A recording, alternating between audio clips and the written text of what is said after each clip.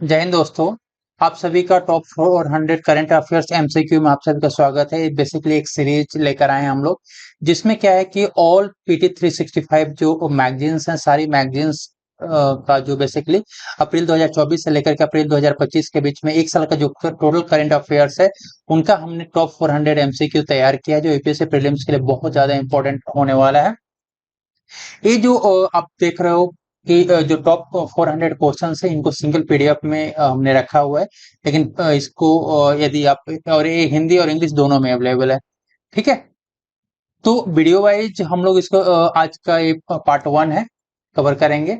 यदि इसका पीडीएफ आपको लेना है तो आप नीचे डिस्क्रिप्शन बॉक्स है, वहां से आप डाउनलोड कर सकते हो। साथ में यहाँ पे स्कैनर है, यहाँ से आप डाउनलोड कर सकते हो। इस सिंगल पीडीएफ में आपको टोटल 400 क्वेश्चंस मिल जाएंगे, जो सारे जो एक साल के करंट अफेयर्स हैं, सबको पूरा सारे मैगजीन्स जो सब्जेक्ट वाइज हैं, सबको कवर करके इसको बनाया गया है। चलिए क्वेश्चंस को जैसे कि यहाँ से फर्स्ट हम लोग इंटरनेशनल रिलेशन से शुरू कर रहे हैं आपसे। ठीक है, यदि मान लो आपने ऑलरेडी पढ़ा हुआ है पीटी 365, तो इन क्वेश्चंस को आप अटेम्प्ट करके अपने एक्यूरेसी को सही कर सकते हैं। यदि नहीं पढ़ा है तो साथ में इन क्वेश्चंस को आप अटेम्प्ट कीजिए, और नीचे जो पूरा डिटेल डिस्क्रिप्शन दिया हुआ है उसको आप याद करके आप क्वेश्चंस कर सकते हैं। ठीक है, तो चलिए स्टार्ट करते हैं। फर्स्ट क्वेश्चन से यहाँ पे आपका शुरू होता है कि बेसिकली ये जो यूपीएससी के जो न्यू पैटर्न्स पे जो क्वेश्चंस पूछे जा रहे हैं, उन्हीं तैयार किया गया है। फर्स्ट है यहाँ पे गोलन हाइट से रिलेटेड है। तो how many of the above statements regarding Golan Heights are not correct. ठीक है, स्टेटमेंट फर्स्ट की बात करें यहाँ पे, तो Israel captured Golan Heights from Syria in 1967, 6 Day war and annexed in 1981, not recognised internationally. तो इजराइल ने 1967 के 6 दिवसीय युद्ध में सीरिया से गोलन हाइट्स पर कब्जा कर लिया था। 1981 में इसके अपने कब्जे में लिया था, लेकिन अंतर्राष्ट्रीय मान्यता इसे प्राप्त नहीं है। सेकेंड स्टेटमेंट है यहाँ पे, Golan Height is located in south western Syria and rocky plateau bordering Israel, Lebanon and Jordan. Golan Heights दक्षिण पश्चिमी सीरिया में स्थित है, और ये इजराइल, लेबनान और जॉर्डन की सीमा पर एक चट्टानी पठार है। ये सेकेंड स्टेटमेंट है। थर्ड स्टेटमेंट की बात करें यहाँ पे, it is bounded by Jordan river and C of Galilee west में, Mount Hermon north side, seasonal Wadi al Raqqad के ईस्ट में, एंड यारमुक रिवर साउथ। यह जॉर्डन नदी और गलीली सागर पश्चिम, माउंट हार्मन उत्तर, मौसमी वादी अल रुक्काद पूर्व और यारमुक नदी दक्षिण से घिरा हुआ है। तो ये आपके तीन स्टेटमेंट्स दिए हुए हैं। बताना है यहाँ पे कि गोलान हाइट से रिलेटेड कौन सा स्टेटमेंट करेक्ट नहीं है। बताइए आंसर क्या होगा। यदि आपने ऑलरेडी पढ़ा हुआ है तो आंसर बता सकते हैं, अटेम्प्ट कीजिए। तो यहाँ पर जो आपको तीनों स्टेटमेंट्स आप देख रहे हो, फर्स्ट, सेकेंड और थर्ड, तीनों क्या है, करेक्ट हैं। लेकिन आपका ऑप्शंस में क्या पूछा है कि नॉट करेक्ट कौन सा है, तो आंसर क्या हो जाएगा यहाँ पे, नन हो जाएगा। ठीक है, इसका डिटेल देख लो यहाँ पे कि गोलन हाइट्स की बात करें यहाँ पे, तो Israel captured Golan Heights from Syria 1967, 6 Day war, annexed in 1981। ठीक है, नॉट रिकॉग्नाइज इंटरनेशनली, ये फर्स्ट स्टेटमेंट लिया था यहाँ से। सेकंड स्टेटमेंट का था, ठीक है, सेकंड स्टेटमेंट की located in south western Syria, Golan Heights is a rocky plateau bordering Israel, Lebanon and Jordan से घिरा हुआ है। ये सेकंड स्टेटमेंट था। थर्ड स्टेटमेंट के यहाँ से था कि it is bounded by Jordan river and C of Galilee west. ठीक है, तो जैसा देख लो, एक गोलन हाइट्स है पूरा। गोलन हाइट्स क्या कह रहा है कि जो वेस्ट में है किससे, Jordan river and C of Galilee. तो यहाँ पे जॉर्डन का हो गया, सी ऑफ गैलिली हो गया। ठीक है, एक वेस्ट की हो गया। फिर कह रहा है कि नॉर्थ में क्या है, नॉर्थ में माउंट हार्मन। नॉर्थ में क्या है, माउंट हार्मन की बात करें यहाँ पे, तो आप नॉर्थ में देख सकते हो माउंट हार्मन। ठीक है, ईस्ट में क्या है कि सीजनल वादी अल रक्काद, ईस्ट में, पूर्व में। ठीक है, तो यहाँ पे आप देख सकते हो। और साउथ की बात करें यहाँ पर, साउथ में क्या है, ये आपका यारमुक रिवर से घिरा हुआ है। हिंदी में भी डिस्क्रिप्शन दिया हुआ है, आप यहाँ से देख सकते हो। इसके पीडीएफ से आप कर सकते हो। सेकेंड क्वेश्चन देखिए यहाँ पे। सेकेंड क्वेश्चन आपका फिलाडेल्फी कॉरिडोर से रिलेटेड है। फिलाडेल्फी कॉरिडोर से रिलेटेड है। फर्स्ट स्टेटमेंट है कि Philadelphi corridor was originally established under 1969 Israel Egypt peace treaty. Philadelphi corridor मूल रूप से 1969 के इजराइल मिस्र शांति संधि के तहत स्थापित किया गया था। ये फर्स्ट स्टेटमेंट है। सेकेंड स्टेटमेंट यहाँ पे कि it is serve as a critical border area between the north Gaza strip and Egypt Sinai peninsula. ये उत्तरी गाजा पट्टी और मिस्र के सिनाई प्रायद्वीप के बीच एक महत्वपूर्ण सीमा क्षेत्र के रूप में कार्य करता है। तो बताना है कि यहाँ पे कि दोनों जो स्टेटमेंट्स दिया हुआ है इसमें से करेक्ट कौन सा नहीं है, बताइए आंसर क्या होगा, करेक्ट कौन सा नहीं है। फर्स्ट स्टेटमेंट की बात करें यहाँ पर, फर्स्ट स्टेटमेंट रॉन्ग है। रॉन्ग क्यों है यहाँ पे कि रॉन्ग इसलिए है कि जो आप 1969 का जो देख रहे हो इजराइल और इंडिया सॉरी इजराइल और इजिप्ट पीस ट्रीटी, ये 1969 में ना होकर के 1979 में हुआ था, 1979 में हुआ था। ठीक है, इसलिए फर्स्ट स्टेटमेंट रॉन्ग है। सेकेंड स्टेटमेंट रॉन्ग है, क्यों है, क्योंकि आप जो देख रहे हो कि जो critical border area between the northern Gaza strip और इजिप्ट सिनाई पेनिसुला के बीच में, तो यहाँ पर जो नॉर्दर्न की जगह पर क्या है, साउदर्न गाजा स्ट्रिप के साथ, साउदर्न साउदर्न गाजा स्ट्रिप के साथ, तो इसलिए सेकेंड स्टेटमेंट भी आपका रॉन्ग होता है। तो आपका दोनों स्टेटमेंट्स यहाँ पे क्या है, रॉन्ग। तो आंसर क्या हो जाएगा, सी हो जाएगा। ठीक है, डिस्क्रिप्शन में देख सकते हो corridor was originally established under 1979 Israel Egypt peace treaty के तहत हुआ था। ठीक है, 1979 इजराइल मिस्र से संधि, और it is a narrow strip of land along with the Gaza strip border similar to मतलब near by 14 kilometre long and 100 metres wide. ठीक है, इट सब as a country border between the southern Gaza strip, ये देख लो यहाँ पे southern Gaza strip and Egypt Sinai peninsula. ठीक है, चल नेक्स्ट देखते हैं यहाँ पे थर्ड क्वेश्चन आपका,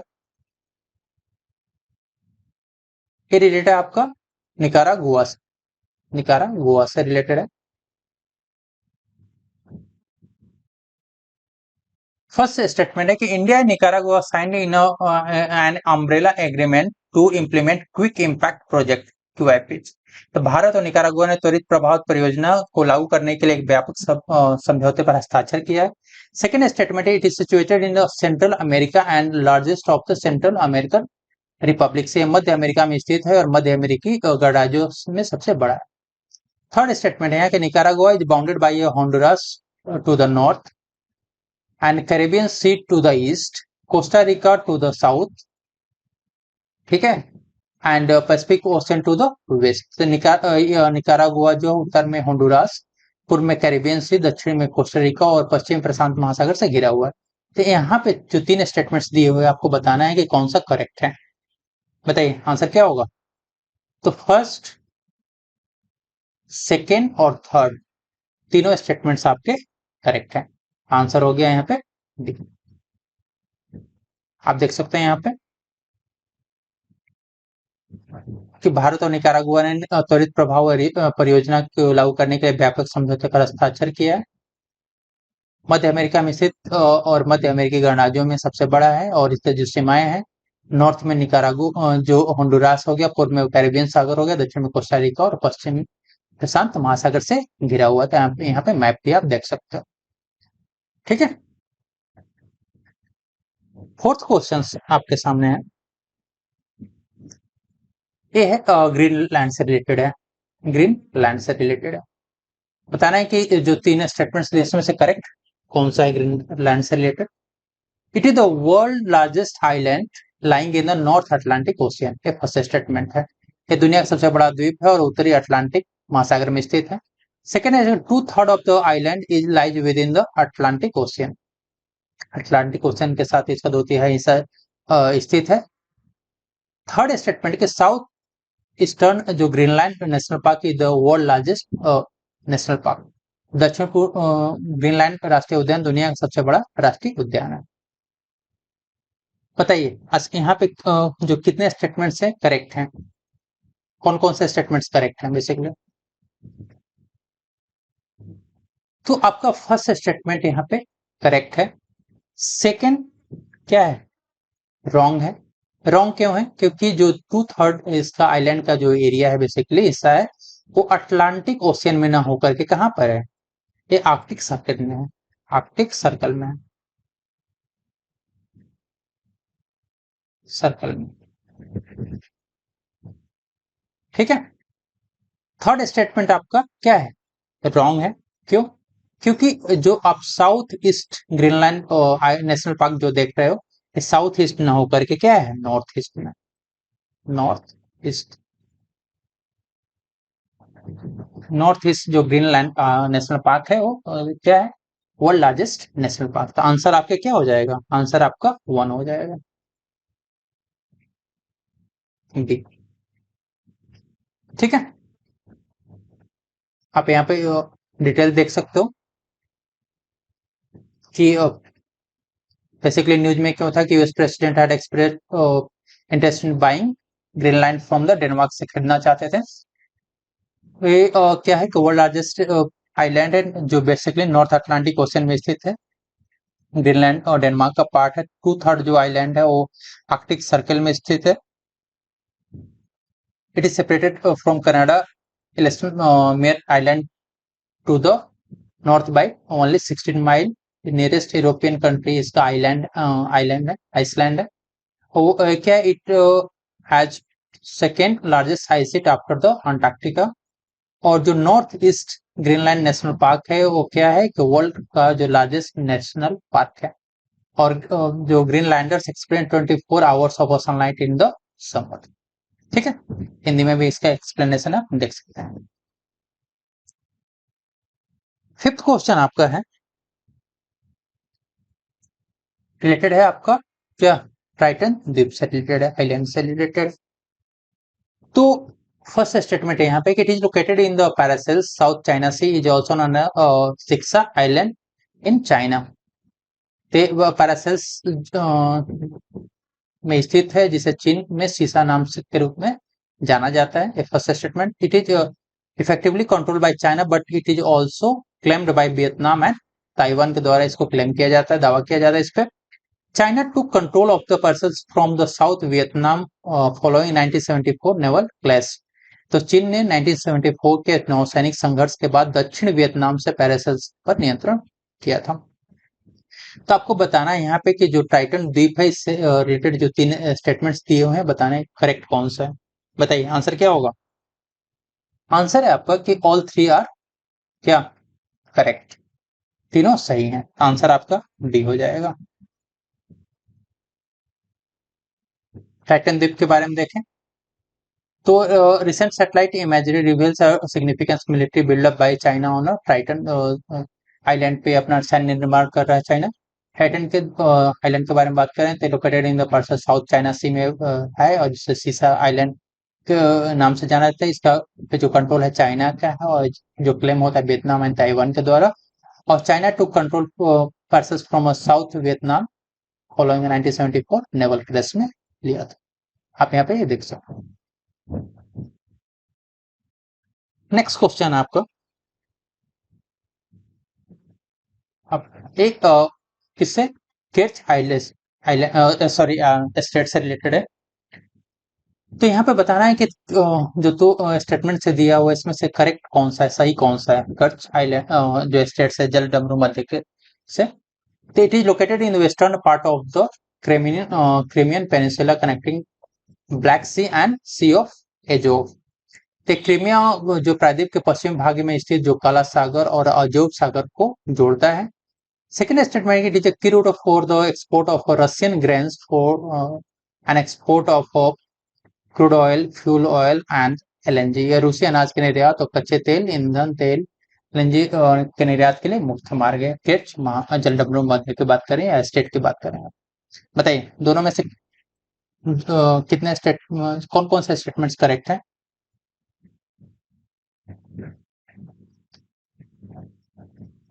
तो आपका जो सेकेंड स्टेटमेंट है आपका करेक्ट है, फर्स्ट रॉन्ग है। क्यों रॉन्ग है,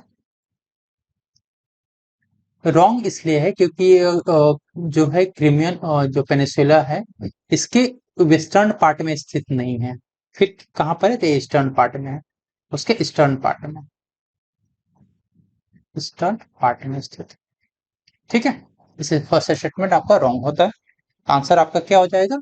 सेकेंड करेक्ट, दूसरा सही। जैसे आप देख रहे हो यहाँ पे कि केट्स आइलैंड से related, it is a narrow waterway between two pieces of land that connect two large bodies of water. Kerch Island, it is located in eastern part of the Crimean Peninsula के स्थित है, और ये क्या करता है कि ब्लैक सी और सी ऑफ एजोब को जोड़ता है। ठीक है, जैसे आप देख रहे हो यहाँ पे कि ये पूरा क्या है, ब्लैक सी वाला हो गया, और ये सी ऑफ एजोब है, यहाँ से इसको जोड़ता है।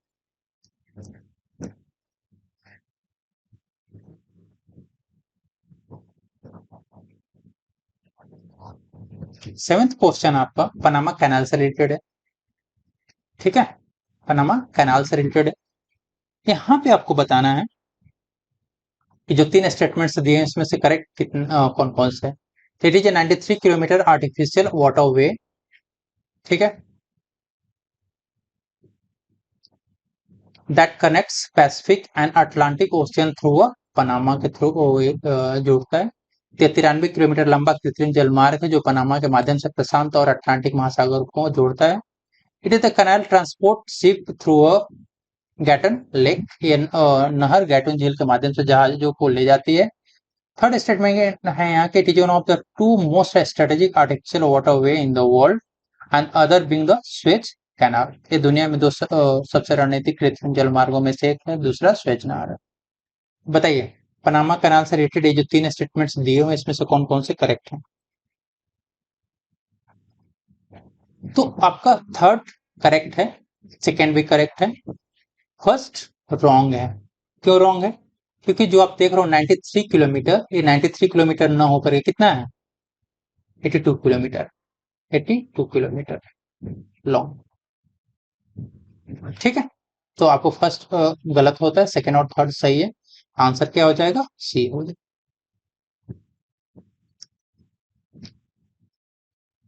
पनामा कैनाल के बारे में 82 kilometre artificial waterway that connects Pacific and क्या Atlantic Ocean through Panama. The canal transports ships through Gatun Lake, और it is the one of the two most strategic artificial waterway, जो क्या है, Suez canal के बाद। ठीक है, दूसरा आपका स्वेज कैनाल है बस। It is the shortest journey of ship between the east and west coast of US by 8000 miles, around 22। Eighth question आपका है यहाँ पर, बेल्ट एंड रोड इनिशिएटिव से रिलेटेड है। बेल्ट एंड रोड इनिशिएटिव से related, BRI से related. इसमें बताना है कि करेक्ट करेक्ट कौन सा नहीं है, सही कौन सा नहीं है। It is launched in 2015 as one belt one road. इसे 2015 में वन बेल्ट वन रोड के रूप में लॉन्च किया गया था।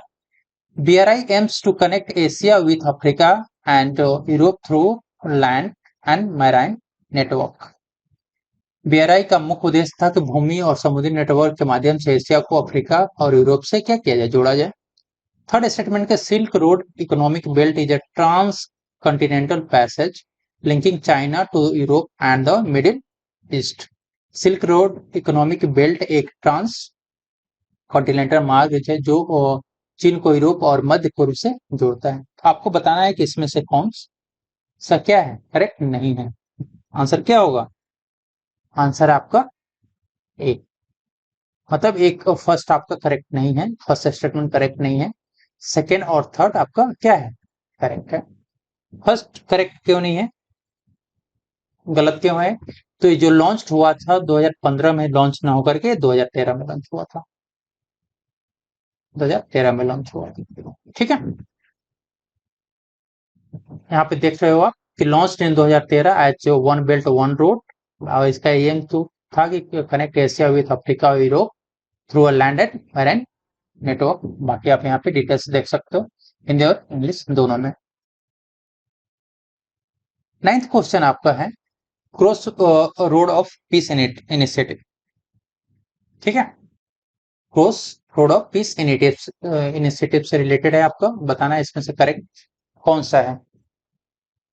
फर्स्ट स्टेटमेंट आपका है, it is ambitious regional transport proposal aimed at connecting Armenia with its neighboring countries like Turkey, Azerbaijan, Iran and Georgia. एक महत्वाकांक्षी क्षेत्रीय परिवहन प्रस्ताव जिसका उद्देश्य आर्मेनिया को उसके पड़ोसी देशों तुर्की, अजरबैजान, ईरान और जॉर्जिया से जोड़ना है। सेकेंड है इसका aim to connect the Caspian Sea to the क्या Mediterranean Sea and the Persian of Gulf to the Black Sea through easier and more sufficient transportation link. इसका उद्देश्य कैस्पियन सागर को भूमध्य सागर से और फारस की खाड़ी को काला सागर से आसान और कुशल परिवहन लिंक के माध्यम से जोड़ना है। तो यहाँ पे बताना है कि इससे रिलेटेड जो स्टेटमेंट्स दिए हुए कितने सही हैं, बताइए कौन कौन से सही हैं। तो आपके जो दोनों स्टेटमेंट्स हैं आपके करेक्ट है, यहाँ पे सही है। ठीक है, डिटेल यहाँ पे आप दिया हुआ देख सकते हो या पीडीएफ को डाउनलोड करके। इसमें इस पीडीएफ में 400 टोटल 400 क्वेश्चन है, आप उसको ले सकते हो। 10th क्वेश्चन है आपका फेवा डायलॉग से रिलेटेड है। फेवा डायलॉग से रिलेटेड है, इसमें बताना है कि करेक्ट कौन कौन से नहीं है स्टेटमेंट। तो रिसेंटली नेपाल और China launch the Phewa dialogue series को शुरू किया है। और एक क्या है कि नेपाल का first official think tank forum है जो dedicated to the South Asia regional economic integration को। ठीक है, तो नॉट करेक्ट है, मतलब दोनों यहाँ, लेकिन यहाँ पे दोनों करेक्ट है, तो आंसर आपका क्या हो जाएगा, neither A and nor two. ठीक है, देख सकते हो यहाँ पे एक्सप्लेनेशन कि Nepal and China launched a Phewa dialogue series. Phewa dialogue क्या है, it is draft name from the famous Phewa lake situated in the Pokhara valley of Nepal. और ये क्या है कि नेपाल का first official think tank forum है जो dedicated South Asia regional economic integration के। ठीक है, 11th क्वेश्चन आपका है यहाँ पर, ये आपका आसियान फ्यूचर फोरम से रिलेटेड है। बताना है कि 3 स्टेटमेंट में से कौन कौन से करेक्ट हैं, कितने करेक्ट हैं। तो ASEAN future forum was proposed by India at the 43rd ASEAN summit in 2023। Second है कि it is a common platform for ASEAN members states as well as partner country to share new idea and policy recommendations. अपने विचारों और नीतियों को साझा करने का एक मंच है।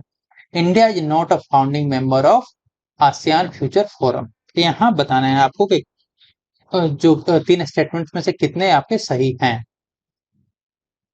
बताइए। तो फर्स्ट स्टेटमेंट आपका रॉन्ग है। रॉन्ग क्यों है, क्योंकि जो आसियान फ्यूचर फोरम को जो प्रपोज किया गया था वो इंडिया के द्वारा प्रपोज नहीं किया गया था।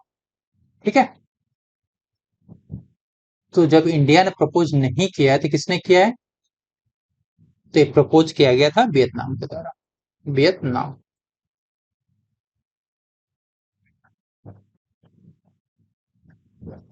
ये वियतनाम के द्वारा प्रपोज किया गया था। ठीक है, सेकेंड स्टेटमेंट आपका सही है। थर्ड स्टेटमेंट आपका रॉन्ग है। क्यों रॉन्ग है, क्योंकि इंडिया उसका फाउंडिंग मेंबर है, यहाँ पर नॉट लिखा हुआ है, इसलिए थर्ड। तो करेक्ट पूछा है कि 3 में से 2 आपको करेक्ट नहीं है, सही नहीं है, सिर्फ आपका एक ही स्टेटमेंट सही है। ठीक है, तो आंसर आपका ए हो जाएगा। आसियान इंस्टीट्यूशन के बारे में बात करें यहाँ पे, तो आसियान रीजनल फोरम है यहाँ पर, और आसियान फ्यूचर फोरम है। तो आसियान रीजनल फोरम की स्थापना 1994 में हुआ था। इंडिया ने ज्वाइन किया था 1996 में। इसमें 27 मेंबर्स हैं, इसमें 10 आसियान मेंबर्स हैं। और objective platform for dialogue and cooperation of political and security issue among ASEAN members. ASEAN future forum की बात करें तो ये प्रपोज किया गया था वियतनाम के द्वारा थर्ड आसियान समिट 2023 में। और इसका एक क्या कॉमन प्लेटफॉर्म है आसियान मेंबर्स का एज वेल पार्टनर कंट्री जो अपने आइडिया और जो पॉलिसी को रिकमेंड करते हैं। इंडिया इसका फाउंडिंग मेंबर था। ठीक है, 12वां क्वेश्चन आपका, 12th क्वेश्चन है यहाँ पे, ये रिलेटेड है आपका स्क्वाड से रिलेटेड है। 2 स्टेटमेंट्स दिए हुए हैं कि स्क्वाड इज ए न्यू 4-वे security arrangement involving the US, Australia, India and Japan. Squad जो है बेसिकली अमेरिका, ऑस्ट्रेलिया, भारत और जापान का शामिल करते हुए एक नई चार तरफा सुरक्षा व्यवस्था है। सेकेंड स्टेटमेंट दिया हुआ है, it aims to deepen integration in the Indo Pacific to counter China militarisation in the north China sea. इसका उद्देश्य उत्तरी चीन सागर में चीन के सैनिकरण का मुकाबला करने के लिए इंडो पैसिफिक समीकरण में पैसिफिक में एकीकरण को गहरा करना है। तो स्क्वाड के बारे में आपको दो स्टेटमेंट्स दिए हुए, इसमें बताना है कि पहला सही है, दूसरा सही है, दोनों सही है या इनमें से कोई भी सही नहीं। बताइए आंसर क्या होगा। फर्स्ट स्टेटमेंट सही है कि गलत है। तो फर्स्ट स्टेटमेंट आपका यहाँ पर क्या है, रॉन्ग है। आपके बेसिकली आपका आंसर यहाँ पे डी होगा। दोनों स्टेटमेंट्स आपके गलत हैं। ठीक है, तो फर्स्ट स्टेटमेंट यहाँ पे आंसर करना भूल गए। ठीक है, तो यहाँ पे डी होगा। फर्स्ट स्टेटमेंट आपका क्या है कि रॉन्ग है। रॉन्ग क्यों है, क्योंकि स्क्वाड जो है बेसिकली ये तो 4 मेंबर्स हैं, लेकिन इसमें क्या है कि यूएसए है, ऑस्ट्रेलिया है, ठीक है, जापान है, लेकिन इंडिया नहीं है। तो इंडिया की जगह पे कौन सा देश है, तो इंडिया की जगह पे यहाँ पे फिलीपींस है। Philippines, Philippines. तो फर्स्ट स्टेटमेंट आपका रॉन्ग होता है। ठीक है, सेकेंड स्टेटमेंट आपका भी यहाँ पे रॉन्ग है, क्योंकि यहाँ पे क्या है कि it aims to deepen integration in the Indo Pacific to the counter China militarisation in the north China sea लिखा हुआ है। तो यहाँ पे नॉर्थ चाइना सी ना होकर के क्या होगा, साउथ चाइना सी होगा। साउथ चाइना सी। एक्सप्लेनेशन आप यहाँ पे देख सकते हैं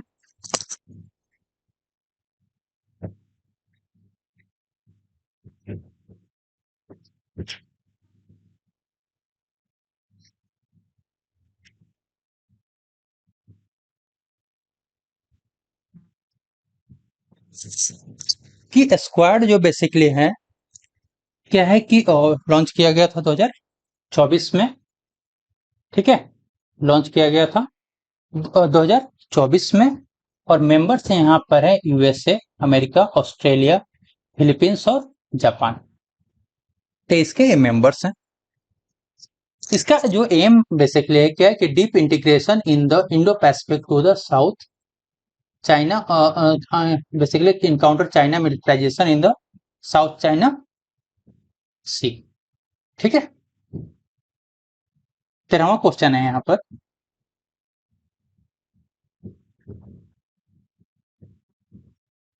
कि 3 स्टेटमेंट्स आपको दिए हुए हैं, बताने हैं कि इसमें से करेक्ट कौन कौन से हैं। तो AUKUS aims to the, basically AUKUS से रिलेटेड है। AUKUS aims to to counter China growing influence in the Indo Pacific region. तो जो ऑकस है उसका जो उद्देश्य है हिंद प्रशांत क्षेत्र में चीन के बढ़ते प्रभाव का मुकाबला करना है। सेकेंड स्टेटमेंट क्या है कि it is a formal military alliance like a NATO, NATO की तरह एक औपचारिक सैन्य गठबंधन है। थर्ड है यहाँ पे AUKUS primary serve as a framework for the advancing defence technology, तो ये रक्षा प्रौद्योगिकी को आगे बढ़ाने के लिए एक रूपरेखा के रूप में कार्य करता है। तो 3 आपके यहाँ पे कथन दिए हुए, स्टेटमेंट्स दिए हुए, बताना इसमें से कौन कौन सा करेक्ट है, बताइए। तो फर्स्ट आपका स्टेटमेंट क्या है, करेक्ट है। सेकंड रॉन्ग है। क्यों रॉन्ग है, क्योंकि ये जो है कि नाटो की तरह क्या है, मिलिट्री अलायंस नहीं है। Not a, not not a formal military alliance like NATO, NATO. ठीक है, और थर्ड स्टेटमेंट आपका करेक्ट है। तो आपका करेक्ट कौन कौन सा हो जाएगा, फर्स्ट और थर्ड आंसर रहा हो जाएगा। ऑकस के बारे में बात करें यहाँ पे, तो अनाउंस किया गया था 2021 में। New 3 way strategy defence alliance है, ऑस्ट्रेलिया, यूके एंड यूएसए। इसका इंडिया मेंबर नहीं है, ये ध्यान दीजिएगा। ऑब्जेक्टिव क्या है कि to boost defence capability, accelerate technology integration and expand the industrial capacity of all 3 countries.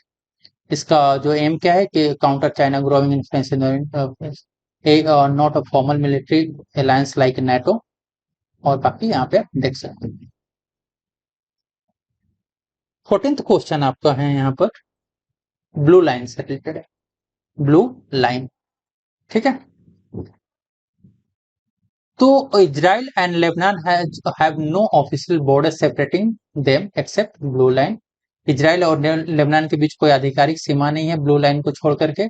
It was set up by United Nation in 2000 में इसको निर्धारित किया गया था संयुक्त राष्ट्र के द्वारा। It is made of the blue barrel and run from the Mediterranean to the Golan Heights to the east. Basically भूमध्य सागर से पूर्व में गोलन हाइट्स तक ये फैला हुआ है। तो यहाँ बताना है कि यहाँ पे जो 3 स्टेटमेंट्स दिए हुए हैं कितने सही हैं। तो ऑल 3 स्टेटमेंट्स आपके यहाँ पे सही हैं। ठीक है, आप देख सकते हो यहाँ पे कि इजराइल और लेबनान के बीच में कोई ऑफिशियल बॉर्डर नहीं है एक्सेप्ट ब्लू लाइन, और यूनाइटेड नेशन को 2000 में किया गया था। Run balance run from the Mediterranean to the Golan Heights to the east तक ये फैला हुआ है। 15वां क्वेश्चन आपका 15th क्वेश्चन है यहाँ पे। ठीक है, ये बेसिकली सितवे पोर्ट से रिलेटेड है। सितवे पोर्ट आर नॉट, इसमें 3 जो आपके स्टेटमेंट्स दिया हुआ है दोनों, इसमें पूछा गया करेक्ट कौन सा नहीं है। The Sittwe Port is a deep water port located at the estuary of the Kaladan River in Rakhine State, Myanmar में है। It will enhance trade and transit opportunity for India northeast और improve commerce between India और Myanmar के बीच में जो आपका व्यापार है उसको काफी सुगम बनाता है। तो जो 2 स्टेटमेंट्स दिए हैं उससे पूछा करेक्ट कौन सा नहीं है, मतलब कि आपके दोनों स्टेटमेंट्स करेक्ट हैं। ठीक है, तो आंसर आपका डी हो जाएगा। ठीक है, आप सितवे पोर्ट का यहाँ पे देख सकते हो डिस्क्रिप्शन यहाँ पे, India is secure type to the operate second overseas port Sittwe after approval of the Ministry of External Affairs के द्वारा। ये डीप वाटर लोकेटेड है Kaladan river in Rakhine state Myanmar में, और बेसिकली ट्रेड अपॉर्चुनिटी इंडिया और Myanmar के बीच काफी यूजफुल है। ये है आपका पैंगोंग सो से रिलेटेड, पैंगोंग लेक से रिलेटेड है बेसिकली। ठीक है, फर्स्ट स्टेटमेंट की Pangong Tso is an endorheic lake situated in Sikkim में स्थित है। ठीक है, ये फर्स्ट स्टेटमेंट। सेकंड है कि इसका जो it is a part of the Indus river basin and Ramsar sites का एक पार्ट है। तीसरा 2/3 ऑफ लेक जो है इंडिया में है और 1/3 आपका चाइना में है। तो बताना है कि जो पैंगोंग लेक है इस रिलेटेड तीनों स्टेटमेंट्स में से कितने करेक्ट हैं। तो फर्स्ट स्टेटमेंट आपका यहाँ पे क्या है, रॉन्ग है, क्योंकि ये सिक्किम में स्थित नहीं है। सिक्किम में नहीं है तो कहाँ पे, लद्दाख में। सिक्किम में नहीं है तो ये लद्दाख में है। ठीक है, लद्दाख में स्थित है, फर्स्ट हो गया रॉन्ग। सेकेंड है कि ये क्या है कि ना तो not a part of Indus river basin और रामसर साइड है, दोनों का पार्ट नहीं है, सेकेंड स्टेटमेंट में रॉन्ग हो गया। थर्ड स्टेटमेंट है कि जो इसका 2/3 पार्ट है वो चाइना में है। ठीक है, चाइना में स्थित है, और 1/3 पार्ट आपका इंडिया में स्थित है, इंडिया में। तो यहां से जो 3 स्टेटमेंट्स है तीनों के तीनों आपको क्या है, करेक्ट नहीं है। आंसर हो गया नन।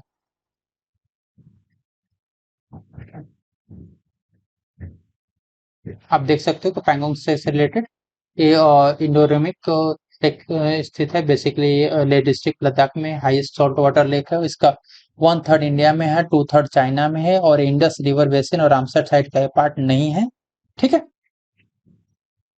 70th आपका क्वेश्चन है, 17वां क्वेश्चन है रिलेटेड है, India US cooperation milestone on defence are not correct. यहाँ पे रक्षा मतलब भारत अमेरिका जो सहयोग मिल के पत्थर के मतलब डिफेंस से रिलेटेड जो भी है वो पूछ रहा है कि करेक्ट को 3 स्टेटमेंट से करेक्ट कौन कौन से नहीं है, कितने हैं जो करेक्ट नहीं। तो US design designated India as a major defence partner in 2014 में अमेरिका ने भारत को एक प्रमुख रक्षा साझेदार के रूप में नामित किया था। सेकेंड स्टेटमेंट है कि 2+2 मीटिंग जो इंडिया यूएस के बीच में हुआ था 2020 में हुआ था, और the road map for defence industrial cooperation जो हुआ था बना था 2024 में। तो आपके 3 स्टेटमेंट्स हैं, बताने हैं कि कौन कौन से करेक्ट हैं आपके नहीं हैं। तो यहाँ पर आपके फर्स्ट स्टेटमेंट बात किया जाए यहाँ पे, तो इंडिया यूएसए ने इंडिया को आपका जो मेजर डिफेंस पार्टनर के रूप में 2014 में नामित न करके किया, कब किया था, 2016 में किया था। एक फर्स्ट स्टेटमेंट आपका रॉन्ग है। सेकेंड स्टेटमेंट रॉन्ग है क्योंकि 2+2 जो 2 मीटिंग हुआ था 2020 में ना हो करके ये 2018 में हुआ था। ठीक है। थर्ड स्टेटमेंट आपका रॉन्ग इसलिए है क्योंकि जो इंडस्ट्रियल कॉर्पोरेशन के लिए जो रोड मैप था 2024 में नहीं बन करके ये 2023 में बना। तो इस हिसाब से जो तीनों स्टेटमेंट्स आपके करेक्ट नहीं है, तो all three are not correct. बाकी आप यहाँ पे डिटेल देख सकते हो। ठीक है कि यूएस ने डिजिग्नेट किया था 2016 में मेजर डिफेंस पार्टनर के 2+2 मीटिंग हुआ था 2018 में हुआ था, और रोड मैप जो आपका 2023 में बना था। बाकी आप यहाँ पे डिटेल्स देख सकते हैं, हिंदी और इंग्लिश दोनों में अवेलेबल है। नेक्स्ट आपका 18वां क्वेश्चन है कि international north south transport corridor से रिलेटेड है। यहाँ पर बताने के दो स्टेटमेंट्स दिए हुए हैं, दोनों में से करेक्ट कौन सा है। तो INSTC जो बहुत 7,200 kilometre long multi modal transportation network establish in 2000 through an agreement signed India Iran and Russia के बीच में, जो इंडिया ईरान और रशिया के बीच में तीनों साइन करके तो समझौता किया गया था। और इसका एम क्या है, it aims to connect India and with Russia and Europe through Iran and Central Asia के थ्रू जोड़ना है। ठीक है, तो आपको बताना है यहाँ पे क्या बताना है कि करेक्ट इन दोनों स्टेटमेंट से करेक्ट कौन कौन सा है। तो दोनों आपके स्टेटमेंट्स यहाँ पे करेक्ट है, बोथ आंसर हो जाएगा। ठीक है, बाकी डिटेल आपको यहाँ पे देख सकते हो। 19th क्वेश्चन आपका a related Indo Pacific Ocean initiative से रिलेटेड है। आपको बताना है इसमें से जो तीन स्टेटमेंट्स दिया हुआ है इसमें से करेक्ट कौन सा नहीं, तीनों में से कौन कौन से जो है करेक्ट नहीं है, सही नहीं है। It is a non treaty based voluntary arrangement that promotes cooperation for a free and open Indo Pacific rule based regional order. एक गैर संधि आधारित स्वैच्छिक व्यवस्था है जो एक स्वतंत्र और खुले हिंद प्रशांत और नियम आधारित क्षेत्रीय व्यवस्था के लिए सहयोग बढ़ावा देती है। Second, it was launched by India in 2017 at the east Asia summit in Bangkok Thailand. इसे भारत द्वारा 2017 में बैंकॉक थाईलैंड में पूर्वी एशिया शिखर सम्मेलन में लॉन्च किया गया था। It builds upon India security and growth for all in the regional initiative 2013। तो ये 2013 में सभी की सुरक्षा के लिए पहल पे आधारित है। तो बताना इसमें से करेक्ट कौन सा नहीं है। तो सेकेंड आपका करेक्ट नहीं है। क्यों करेक्ट नहीं है, क्योंकि दो यहाँ पे जो आप 2017 देख रहे हो यहाँ पे क्या होगा 2019। ठीक है, थर्ड स्टेटमेंट आपका थर्ड स्टेटमेंट भी करेक्ट नहीं है, क्योंकि यहाँ पे जो 2013 की जगह पे क्या होगा 2015। ठीक है, तो नॉट करेक्ट में आंसर क्या हो जाएगा आपका 2 एंड 3 हो जाएगा। बाकी आप डिटेल यहाँ पे देख सकते हो, हिंदी और इंग्लिश दोनों में।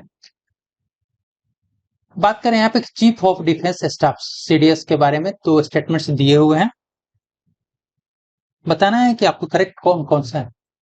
A group of ministers in 2003 had recommended creation of CDS Chief of Defense Staff Post based on the Subramaniam committee के जो रिपोर्ट था उस पर आधारित इन्होंने बोला था। CDS act as a principal military advisor to the Ministry of Defense के लिए all tri services matter but not military advisor to the nuclear command authority के लिए। मतलब ये CDS जो है सभी त्रिसेवा मामलों पर रक्षा मंत्रालय के प्रमुख सैन्य सलाहकार रूप में कार्य करता है, लेकिन परमाणु कमान प्राधिकरण का सैन्य सलाहकार नहीं होता है। तो यहाँ पे जो दो स्टेटमेंट्स दिए हुए हैं, बताना है इसमें से करेक्ट कौन सा है। तो फर्स्ट स्टेटमेंट आपका रॉन्ग है, क्योंकि जो ग्रुप ऑफ मिनिस्टर्स का जो रिकमेंड किया था 2003 में ना होकर के 2001 में किया था 2001 में, इसलिए फर्स्ट स्टेटमेंट रॉन्ग है। सेकेंड स्टेटमेंट रॉन्ग है क्योंकि ये जो CDS होते हैं तो क्या करते हैं, प्राइस सर्विसेज मैटर में जो प्रिंसिपल मिलिट्री एडवाइजर के रूप में होते हैं, और एक क्या है मिलिट्री एडवाइजर के साथ साथ ये न्यूक्लियर कमांड अथॉरिटी का भी अपना एडवाइस कर सकते हैं। तो आपका आंसर क्या हो जाएगा, करेक्ट पूछा है तो दोनों में करेक्ट नहीं है, तो आंसर आपका डी हो जाएगा। ठीक है, बाकी आप यहाँ से देख सकते हो, ये पार्ट फर्स्ट है, पार्ट सेकेंड में बाकी अदर क्वेश्चन कवर करेंगे। तो इस जो आपका टॉप 400 क्वेश्चंस हैं जो सिंगल PDF में है, तो उसको आप डाउनलोड कर सकते हो। हम लोग पार्ट वाइज वीडियो में इसको पार्ट वाइज कवर करेंगे।